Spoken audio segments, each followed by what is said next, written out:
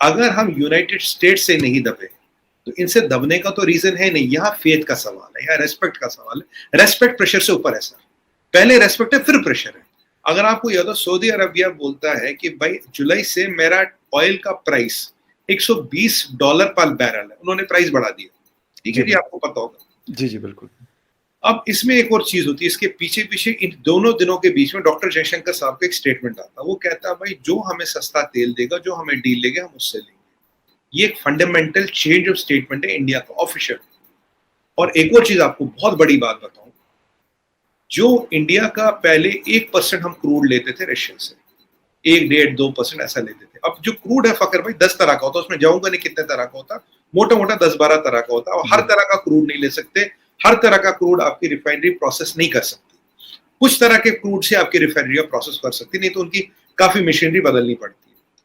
अब आपको एक चीज, आपको एक आंकड़ा दूंगा, आप हैरान हो जाओगे। जब से ये रशियन यूक्रेनियन वॉर हुई है, हम जो करीब करीब क्रूड लेते हैं वो 212 मिलियन बैरल लेते हैं, 80% ऑफ द क्रूड लेते हैं। इसकी कीमत करीब करीब जो अभी आंकी गई है 120 से 150 बिलियन डॉलर है, ये इसका प्राइस है। तो 212 मिलियन बैरल क्रूड, 120 से 150 बिलियन डॉलर की परचेस। मोस्टली ये आता था मिडिल ईस्ट से, कुछ आता था सऊदी अरब से नहीं, मिडिल ईस्ट से आता था, कुछ यूएस से आता था, कुछ रशिया से आता था।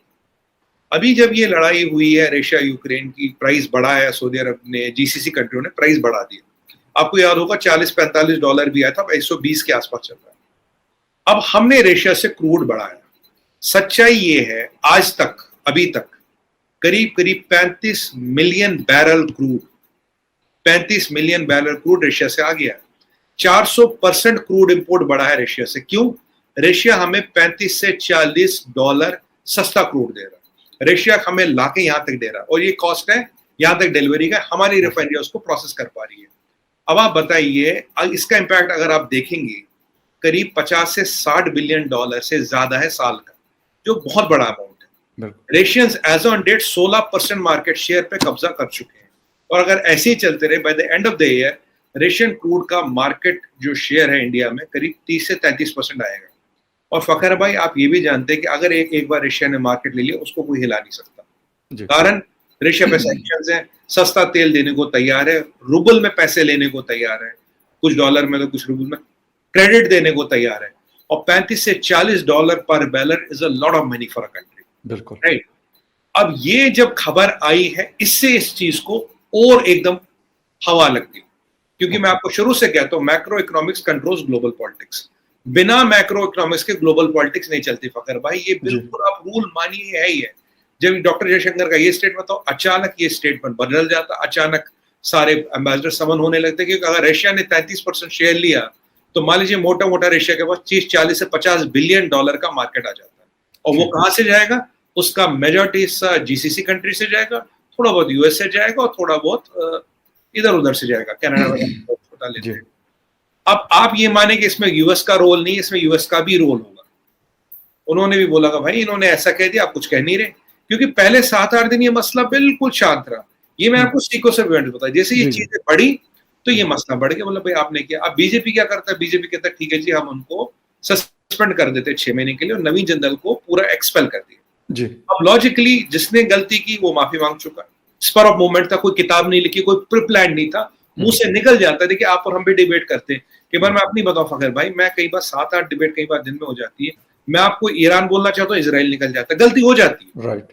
मतलब that is not pre plan, that is a slip of tongue. ठीक है, कायदे से ये गलती हो गई, उन्होंने अपॉलजी कर ली, बीजेपी ने एक्शन ले लिया, ये मसला यहाँ खत्म हो जाना चाहिए। पर ये मसला खत्म क्यों नहीं हो रहा? लोगों को ये रशियन ऑयल की कहानी नहीं पता, ये हमारा कोई मीडिया चैनल नहीं दिखा रहा, इस पर कोई डिस्कशन नहीं हो रहा। मेन कहानी ये 40-50 बिलियन डॉलर का गेम बन चुका है आज। 35 मिलियन बैरल ऑयल अभी तक आ चुका फकर भाई, which is 60% of the total oil. ठीक है, तो फिर आ गए, फिर उन्होंने, एक सेकंड बोलता हूँ, उन्होंने बोला हम इंडियन गुड्स को बैन करेंगे, हम ये करेंगे, हम वो करेंगे। तो अब देखिए, अब मालदीव्स तक आ रहा है, मालदीव्स कंप्लीटली इंडिया पर डिपेंडेंट है, मालदीव्स भी आ रहा है।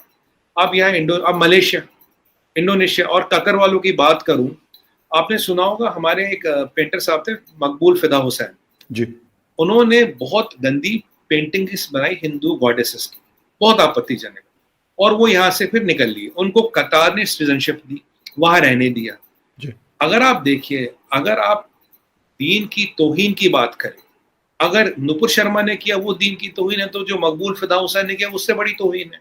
उसने तो पेंटिंग बनाई, उसने अपॉलजी भी नहीं ली कभी, नेवर अपॉलजाइज। उसको कतर ने अपने यहाँ रखा, उसको सिटीजनशिप दी। मतलब अब देखिए, अभी हीट ऑफ द मोमेंट, अभी एक ये सब लोग खड़े और धीरे धीरे ये मामला सेटल होगा, थिंग्स विल सेटल। बट एक चीज बहुत गलत हुई इसमें फखर भाई, देखिए आज वो कह रहे हैं इंडियन गुड्स को निकालो, बाय करो, ठीक है कोई बात नहीं, आप कह सकते हो, आपका राइट है जी। पर अगर आप लॉन्ग रन में देखिए, सबसे बड़ा मार्केट इंडिया है, सबसे ज्यादा मैन पावर आपको यहाँ से मिलेगा। वर्ल्ड में 3 ही पिलर है, एक है चाइना, एक है इंडिया, एक है यूनाइटेड स्टेट्स ऑफ अमेरिका। आप माने ना माने, अगर कल को 130 बिलियन की कंट्री इस पे आ गई, bypass Qatar, boycott Qatar, Qatar पे बहुत बड़ा इंपैक्ट आएगा। हम पे शायद हम impact will live with impact, but अगर हमने कतर एयरलाइंस को बाइकॉट कर लिया, ऐसा कुछ चीज कर लिया, तो इंपैक्ट बहुत बड़ा आएगा। और अब एक और चीज होगी फखर भाई, अगर अब ये चीज शुरू हो गई है, अगर यही स्टेप आज कतर करता है, आज के डेट में, ये मकबूल फिदा हुसैन वाला जी, हम भी बाइपार्ट कर सकते हैं, हम भी ऑब्जेक्शन रेज कर सकते हैं। आपने देखो हमने ओआईसी को जवाब दिया, आपने देखो हमने पाकिस्तान को जवाब दिया है, मतलब ऑब्जेक्शन पे। तो मतलब ये जो चीजें जा रही है ना, ये बिल्कुल वो एक्सट्रीम पे जाने लगी है। बिल्कुल। पहले क्या था, डिप्लोमेसी में काफी सारी चीजें मैनेज करी जाती है। देखिए, एक इंडिविजुअल कुछ भी कह सकता है, चलो उसने कह दिया, गलती हो गई, माफ कर दिया, एक्शन भी हो गया, पर अब हम तक है कि हम इस चीज को कितना बड़ा करें।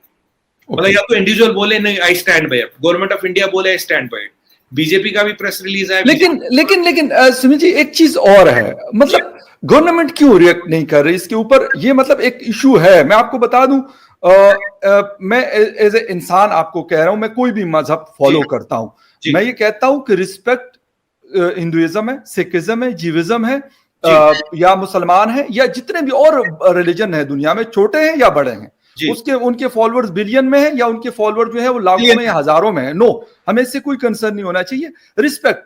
लेकिन मतलब नरेंद्र मोदी जी या कोई और इसके ऊपर क्यों नहीं करना चाहता? आपने कहा कि आप कतर को अगर लेट सपोज कर देते हैं, नो डाउट, क्योंकि कतर एयरवेज में आप लोगों के यहाँ, मतलब अमेरिका में बहुत सारे आप लोगों के लोग रहते हैं, बाकी दुनिया में भी बहुत ज्यादा इंडियंस काम करते हैं, इंक्लूडिंग कतर और अरब कंट्रीज में भी बिल्कुल हो सकता है उनको नुकसान हो सकता है। देखिए, अब अगर हम नुपुर शर्मा जी को देखिए, वो बीजेपी की स्पोक्स पर्सन, एग्जैक्टली, जो हमारे मिनिस्ट्री ऑफ एक्सटर्नल अफेयर्स या गवर्नमेंट का स्पोक्स पर्सन नहीं है, वो she is a spokes person of a political party, that political party is ruling. और जो government ministry of external affairs का स्पोक्स पर्सन है अरिंदम बागची, और ऐसे कई लोग हैं जो, अगर ये गलती अरिंदम बागची करते, तब government of India has to kind of send a notification around it. But ये पॉलिटिकल पार्टी के स्पोक्स पर्सन नहीं किया, उस पर एक्शन हो गया है। पॉलिटिकल पार्टी ने अपना क्लैरिफिकेशन दिया, गवर्नमेंट ऑफ इंडिया ने अपना क्लैरिफिकेशन दिया, जो एम्बेसडर है कतर के, उन्होंने अपना क्लैरिफिकेशन दिया। 3 क्लैरिफिकेशन आए, बीजेपी से, गवर्नमेंट ऑफ इंडिया से, एम्बेसडर ऑफ कतर से। तो ये जब तीनों, अगर आज देखिए, अब इसमें टेक्निकल पॉइंट है, अगर आज गवर्नमेंट ऑफ इंडिया इसमें कुछ बोलती है ऑफिशियली, मान लीजिए विद नुपुर शर्मा, तो इसका मतलब नुपुर शर्मा आपकी स्पोक्स पर्सन है, जबकि वो गवर्नमेंट ऑफ इंडिया की स्पोक्स पर्सन तो है नहीं, वो बीजेपी की स्पोक्स पर्सन है। गवर्नमेंट ऑफ इंडिया के जितने भी आप देखिए प्रेस रिलीज वगैरह, तो अरिंदम बागची साहब के थ्रू आते हैं, वो डेजिग्नेटेड स्पोक्स पर्सन है मिनिस्ट्री ऑफ एक्सटर्नल अफेयर्स के। जैसे चाइना के ली जियांग है, उनका ली जियांग, बिल्कुल एग्जैक्टली, अरिंदम बागची। अब सीसीपी का एक स्पोक्स पर्सन क्या कहता है, that is not binding on Li Jiang. जब तक ली जियांग नहीं कहता, तब गवर्नमेंट ऑफ चाइना ने कहा। अगर बागची साहब कहते, तब गवर्नमेंट ऑफ इंडिया ने कहा। Nupur Sharma maximum represents BJP, वहां वो टेक्निकली उनके आगे उसका जुरिसडिक्शन नहीं है। तो बीजेपी ने, मिनिस्ट्री ऑफ एक्सटर्नल अफेयर्स और जो हमारे एम्बेसडर साहब है कतर में, तीनों ने इस चीज को क्लैरिफाई, मित्तल साहब गालिबन आप लोग के एम्बेसडर है दोहा, तो उन्होंने तीनों ने इस चीज को क्लैरिफाई कर दिया।